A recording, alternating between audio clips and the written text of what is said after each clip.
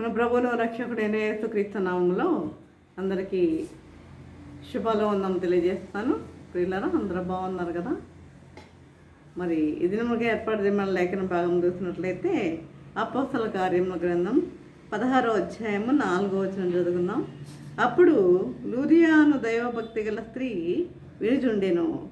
ప్రభు ఆమె హృదయం తెరచెను గనుక పౌలు చెప్పిన మాటల యందు లక్ష్యముంచెను. దేవుడి పరిశుద్ధ వాక్యం దీవించను గాక. ఆమేన్. నేను ప్రార్థన చేసుకుందాం. పరిశుద్ధుడా, ప్రేమగా తండ్రి, నీ పరిశుద్ధ పాదం స్తోత్రం దేవా ప్రభా.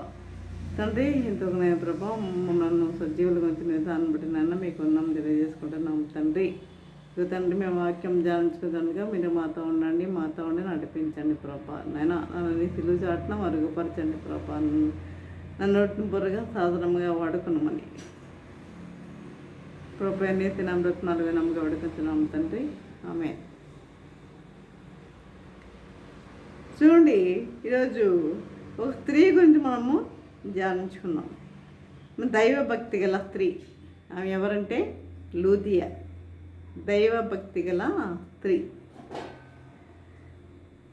అపోస్తల కార్యములలో పౌలు శీలలు ప్రభు యొక్క దర్శనాన్ని బట్టి మాసిదోనియాకి వెళ్ళారు. ప్రభు యొక్క దర్శనాన్ని బట్టి మాసిదోనియాకి వెళ్ళారు. ఆ విధముగా ప్రభు యొక్క మాటలను వాళ్ళు లక్ష్య పెట్టి వారు మాసిదోనియాకు వెళ్ళినందున, ప్రభు ఇచ్చిన దర్శనానికి లోబడి వారు వెళ్ళినందున మాసిదోనియాలో అనేక మంది రక్షింపబడినట్లుగా మనం ఇక్కడ చూస్తున్నాం. అనేక మంది రక్షించబడ్డారు మాసిదోనియాలో. అయితే అట్టి వారిలో ఈ లూదియా అన్న స్త్రీ కూడా ఉన్నదన్నమాట. రక్షింపబడిన వారిలో ఈ లూదియా అన్న స్త్రీ కూడా ఇక్కడ ఉన్నట్లుగా మనం చూస్తున్నాం. ఆమె ఒక వ్యాపారస్తురాలు. మరి ఆదివారం ప్రార్థన కానీ ఆమె వ్యాపారాన్ని ఏం చేసింది? కట్టిపెట్టింది. వ్యాపారాన్ని కట్టిపెట్టి పౌలు చెప్తున్న మాటలేందు ఆమె లక్ష్యం ఉంచినట్లుగా ఇక్కడ మనం చూస్తున్నాం. వ్యాపారాన్ని వదిలిపెట్టిందండి. ఈరోజు అనేక మంది ఏం చేస్తున్నారు? ప్రభు దినమని కూడా మర్చిపోయి మరి ప్రయాణాలకు వెళుతున్నారు. మరి ఆ యొక్క ప్రభు దినాన్ని ప్రత్యేకంగా వారు ఆచరించే వారిగా కూడా వారు లేరు. దేవుని సన్నిధికి వచ్చేవారిగా లేరు. అయితే ఆ విధముగా ఆమె ప్రార్థనకి ప్రాధాన్యత ఇచ్చినందున, ఆమె ఎక్కువగా ప్రార్థనకి ప్రాధాన్యతనిచ్చినందువల్ల ఆమె గొప్ప ప్రతిఫలం పొందినట్లుగా మనం చూస్తున్నాం. మరి ఈ విధముగా చాలామంది క్రైస్తవులు అయినప్పటికీ వారు బాప్తిస్మం తీసుకున్నప్పటికీ వారు ఏం చేస్తున్నారు? అలవాటు ప్రకారము దేవుని సన్నిధానానికి వస్తున్నారు. వచ్చిన తర్వాత మళ్ళీ ఇంటికి వచ్చిన తర్వాత మళ్ళీ ఏం చేస్తున్నారు? టీవీల ముందు కూర్చొని వాళ్ళు చెప్పిన వాక్యం విడిచిపెడుతున్నారు. టీవీల ముందు కూర్చునేవారుగా అనేక మంది ఉన్నారు. అందరినీ నేను అంటలేదు, అనేక మంది టీవీల ముందు కూర్చొని సీరియల్స్ వీటి మీద ఎక్కువ మరి కాన్సన్ట్రేషన్ చేసేవారిగా ఉన్నారు. కాబట్టి ప్రియులారా, మరి ఈ విధముగా చూడండి, టీవీలు సినిమాలు వేసుకోకూడదంటే మరి సీరియల్స్ చూడొచ్చా అని కూడా ప్రశ్న వేస్తుంది. అవును, ప్రశ్న వస్తుంది. సినిమాలు వేసుకోకూడదు, టీవీలు ఏం చేస్తారు? సినిమాలు వేసుకుంటారు కదా.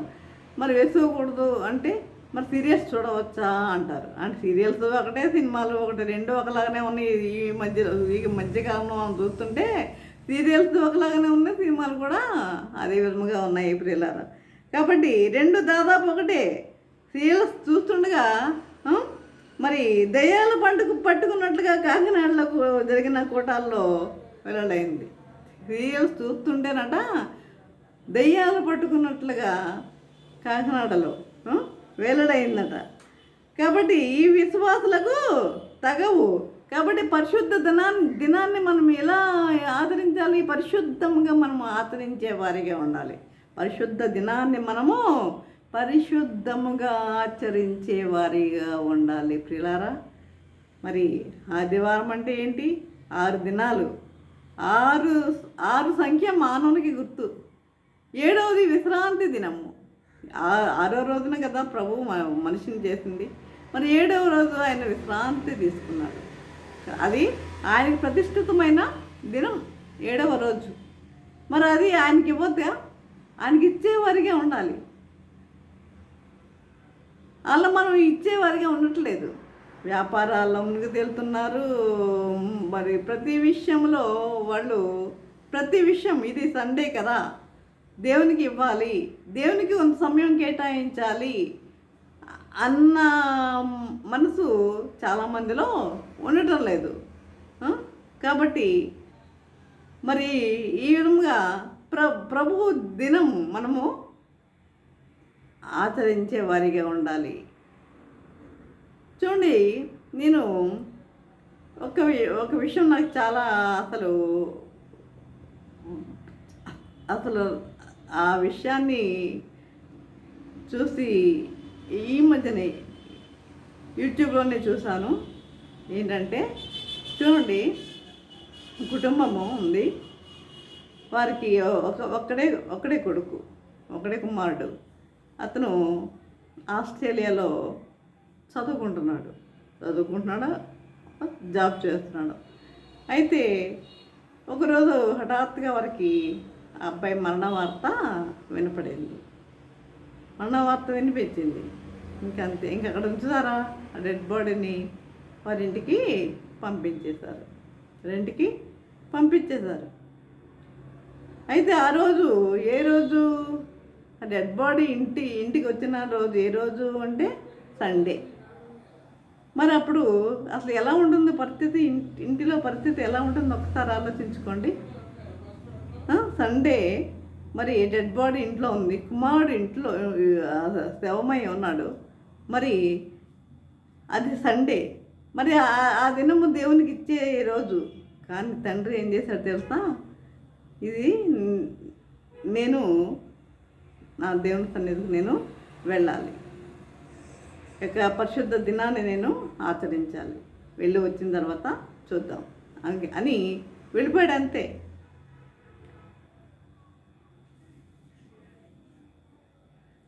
దేవుని సన్నిధికి ఆయన ఆచరించడానికి, ఆ పరిశుద్ధ దినాన్ని పవిత్రంగా ఆచరించడానికి ఆయన ఆరాధనకు వెళ్ళిపోయాడు. ప్రియులారా, చూడండి, ఇది ఎలా అనిపిస్తుంది ఒకసారి మీరు ఆలోచించుకుని చూడండి. ఒక వ్యక్తి ఎవరైనా చనిపోతే ఆ వీధి అంతా చర్చికి కూడా రాదు కదా. మరి ఈ వ్యక్తి ఇతను చేసినది మీకు ఎలా అనిపిస్తుంది? ఆయన ఆ విధంగా వెళ్ళి దేవుని సన్నిధికి వెళ్ళి వచ్చి అప్పుడు బరియల్ సర్వీస్ చేసినట్లుగా నేను చూశాను, విన్నాను ఒక దైవజనుడు చెప్పిన మాటల్లో. కాబట్టి ఈ విధముగా ఉండాలి. దేవుని సన్నిధి అంటే ఆషామాషిగా మనము అనుకోకూడదు. దేవుని సన్నిధికి మనము వెళ్ళేవారిగా ఉండాలి. ఎంతటి ముఖ్యమైన కార్యక్రమం అయినా సరే వదిలిపెట్టేయండి. దేవునికన్నా ఎక్కువ ఏది కాదు మనకి. దేవునికి మనము మన సమయాన్ని ఇచ్చేవారిగా ఉండాలి. కాబట్టి అదే ప్రియులరా, మనకిష్టమైన పనులు చేయొద్దు. ఆ రోజున మనకిష్టమైన పనులు కూడా మనము చేసేవారిగా ఉండవద్దు. అదేవిధంగా చూడండి, ఇష్టమైనది నేను దాన్ని ఆదివారం కనుక చేయక ఉండిన ఎడల మీరు ప్రతిఫలము పొందుతారు. మీకు ఇష్టమైనదైనను అది ఎప్పుడు చేయకూడదు? మీరు సండే చేయకూడదు, ఆదివారం చేయకూడదు. చేయకుండా ఉన్న ఎడల మీరు ప్రతిఫలము పొందుతారు. అదేవిధంగా పాత నిబంధన గ్రంథంలో కూడా సబ్బాతుకు ముందు రోజే సిద్ధపడమని దేవుడు చెప్పాడు. అయితే చాలామంది ఆదివారం ప్రొద్దున్నే ఏం చేస్తారు? మాంసం దుకాణాలకి వెళ్ళిపోతారు కదా. మాంస దుకాణాలకు వెళ్ళి అవి వండి తీరిగ్గా 11 గంటల్లో లేక చివరి ఆశీర్వాదానికో రమ్మని భార్యల మీద పడేస్తూ ఉంటారు. ఆ విధంగా మరి ఇలాంటిది మనకి ఉండకూడదు. ఫస్ట్ ఆదివారం మనం చేయవలసింది ఏంటి? ఫస్ట్ వర్షిప్కి మనము అటెండ్ అయ్యేవారిగా ఉండాలి. దేవుని వర్షిప్కి మనము హాజరయ్యేవారిగా ఉండాలి. తర్వాత మీరు ఏదైనా చేసుకోండి. ఆ దేవుని పని అయిపోయిన తర్వాత మరి మీరు ఏదైనా చేసుకోవచ్చు.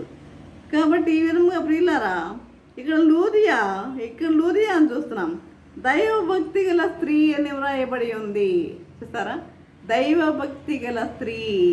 దైవభక్తి ఆమె ఏం చేసింది? తన వ్యాపారాన్ని కట్టి పెట్టింది. తన ఉదా రంగు పొడి చాలా ఖరీదైందన్నమాట. అది ఆమె తుతైన పట్టణస్తురాలు ఆమె. అది ఆమె కట్టిపెట్టి ఆ పౌలు భక్తులు చెప్తున్న మాటల పట్ల ఆమె లక్ష్యం ఇచ్చినట్లుగా మనం చూస్తున్నాము.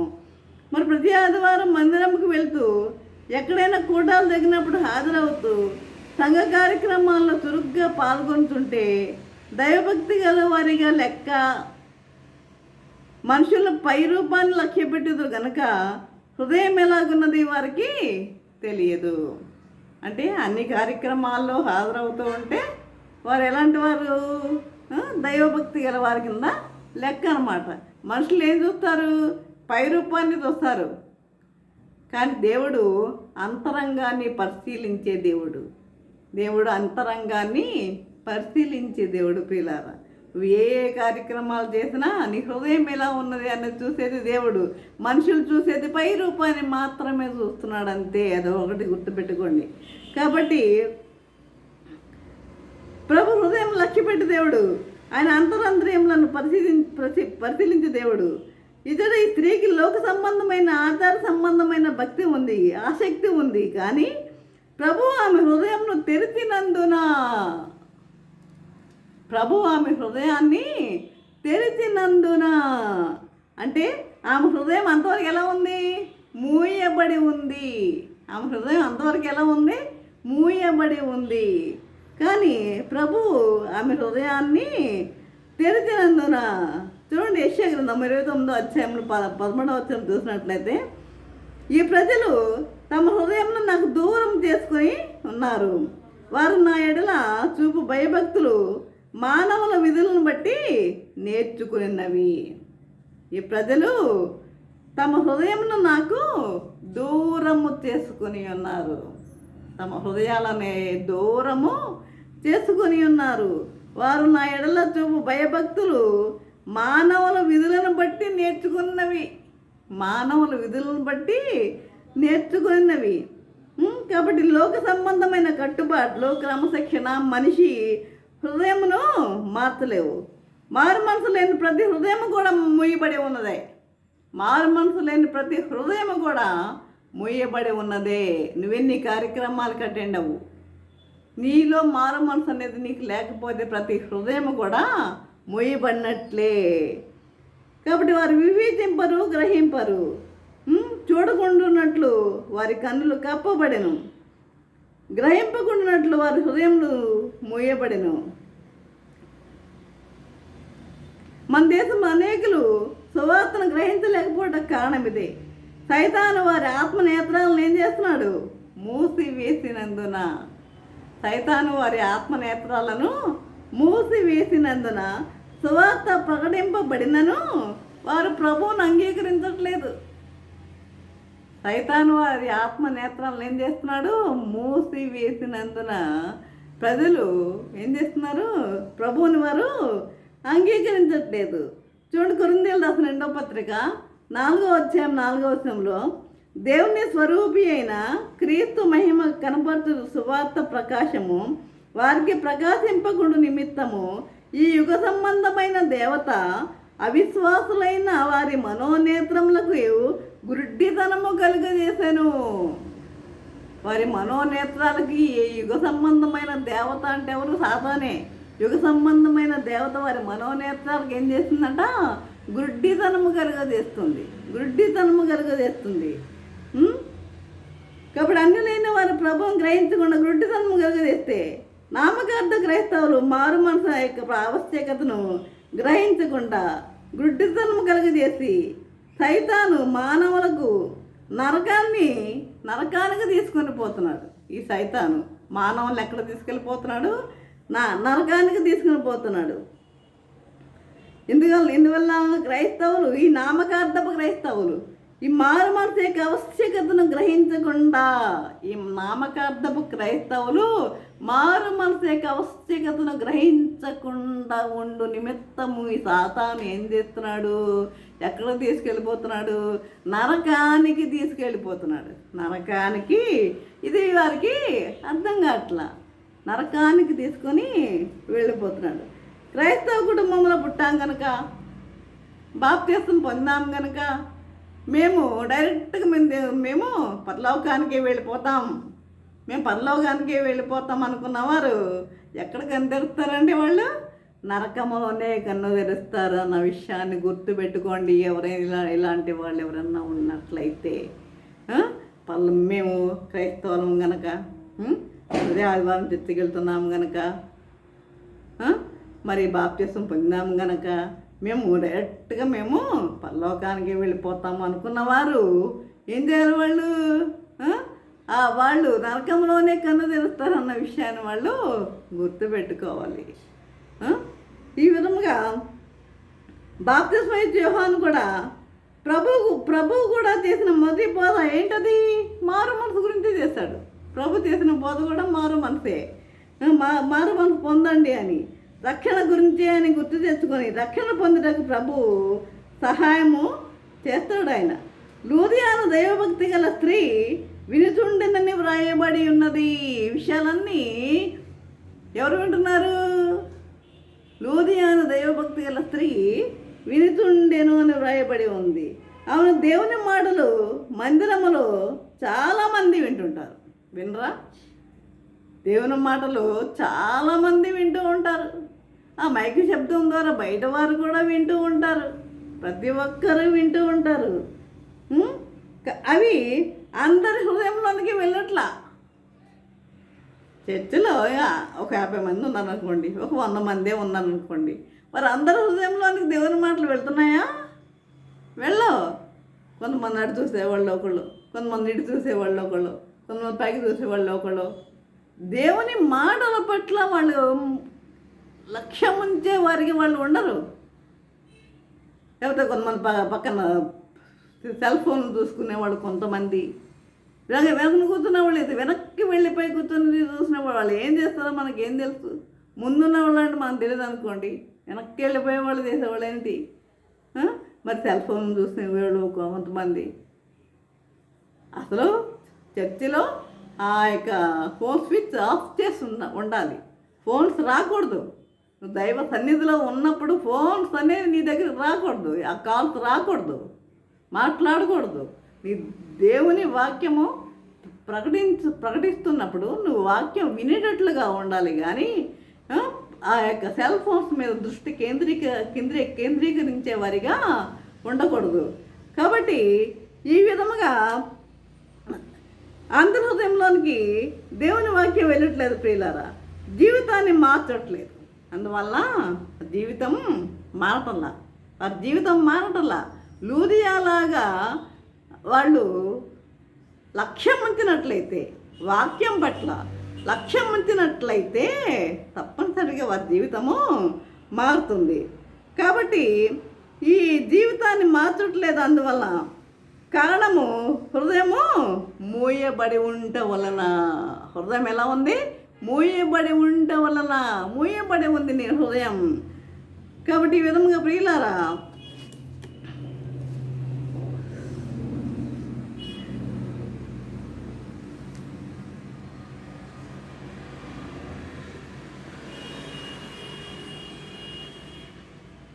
దేవుని వాక్యం వింటే అది మనిషిని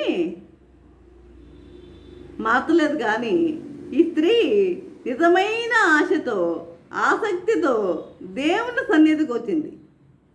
అలవాటు ప్రకారంగానే లేక ఇంట్లో మనుషుల ఒత్తిడి వలన దేవుని వాక్యం వింటే నువ్వు అలవాటు ప్రకారంగా వెళ్తే, లేకపోతే ఇంట్లో వాళ్ళు వెళ్ళరా చర్చికి వెళ్ళరా అని చెప్పి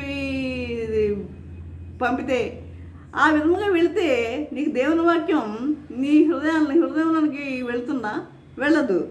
కాబట్టి ఆ స్త్రీ నిజమైన ఆశతో, ఆసక్తితో, ఎవరో పంపితే వినలేదు ఆమె, ఎవరో చెప్తే రాలేదు అక్కడికి.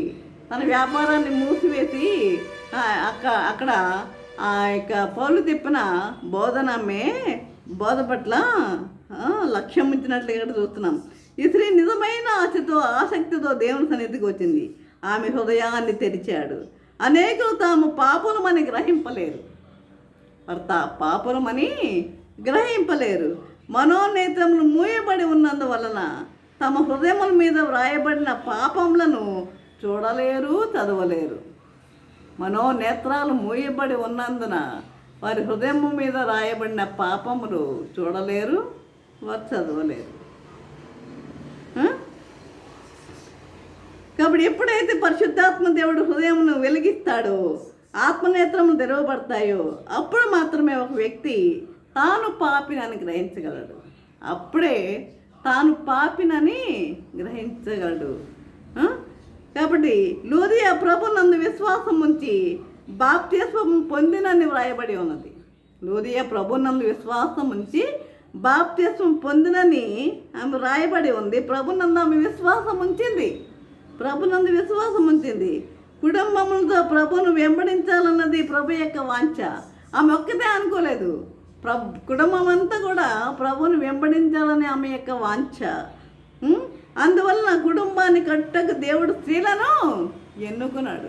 కుటుంబం కట్టే బాధ్యత దేవుడు ఎవరికి ఇచ్చాడు? స్త్రీలకే ఇచ్చాడు.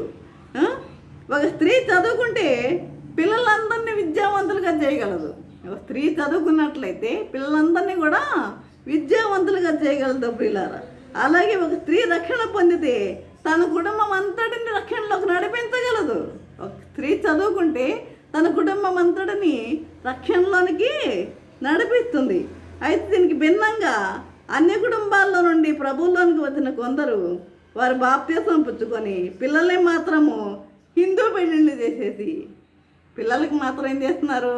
హిందూ పెళ్ళిళ్ళు చేసేసి మరి విగ్రహారాధన కుటుంబాల్లోకి నెట్టి వేస్తున్నారు. ఇలాంటి కుటుంబాలు చాలా ఉన్నాయి. కాబట్టి మరి పరలోకంలో ఆనందించే తల్లి తన కుమార్తె నరకంలో వేదన చెందుతుంటే ఆనందించగలదా? ఈమె రక్షణ పొందింది, పిల్లలను మాత్రం ఎక్కడికి పంపింది? ఇక్కడ ఆ విగ్రహారాధన కుటుంబాలకి నెట్టివేశారు, హిందూ పెళ్ళిళ్ళు చేశారు. ఈ విషయం మనం చాలా సీరియస్గా మనము ఆలోచించవలసిందిగా మరి ఆలోచించాలి. కాబట్టి లూదియా తన ఇంటి వారందరితో ఆనందించడానికి వ్రాయబడి ఉన్నది. తన ఇంటి వారందరితో ఆనందించింది లూదియా. తన ఇంటి వారందరితో, నేను ఒక్కదాన్ని రక్షణ పొందాలని అనుకోలేదు. తన ఇంటి వారందరితో ఆనందించాలని వ్రాయబడి ఉన్నది. నేను ఒక్కదాన్నే మారు మనసు పొందాను అన్నిటికీ అందరూ వ్యతిరేకమైన స్త్రీలు చెప్తూ ఉంటారు. కొంతమంది గొప్పలు చెప్పుకుంటూ ఉంటారు. నేను ఒక్కదాన్నేనండి మారు మనసు పొందింది, ఇంట్లో మిగిలిన వాళ్ళు ఎవరు దేవుని దగ్గర రారండి అని గొప్పలు చెప్పుకునే వాళ్ళు ఉంటారు. కాబట్టి ఎలాగైనా కుటుంబాన్ని రక్షించుకోవాలని తాపత్రయం స్త్రీలో ఉంటే, నా కుటుంబాన్ని నేను రక్షించుకోవాలి అని తాపత్రయము స్త్రీలో కనుక ఉంటే తప్పనిసరిగా ప్రభు సహాయం చేస్తాడు నీకు. కానీ నీకు అది లేదు. వాళ్ళు ఎడిపోతే పోనేలే, నేను ఒక్కదాన్ని వచ్చేస్తాను దేవుని. నువ్వు వచ్చినప్పుడు సరిగా ఉంటున్నావా? నువ్వు వింటున్నావా? నీ హృదయం తెరవబడుతుందా? కాబట్టి చాలా తగ్గించుకోవాల్సి ఉంటుంది.